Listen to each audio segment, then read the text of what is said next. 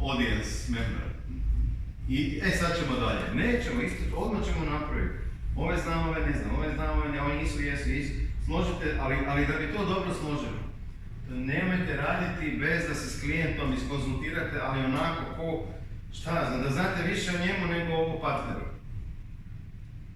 Znači šta hoćeš, šta nećeš, kako idemo, kako ne idemo, koje napadamo, ne napadamo, koje su pitanja bila ovo.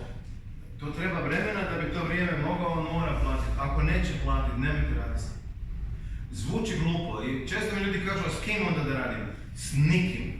Sjedi i čekaj. Sjedi i čekaj jer će prije ili kasnije neko doći. Možeš li me uzeti? A taj jedan koji će doći i dobit će, zbog ovog dobre rezultate, dobit će sigurno što.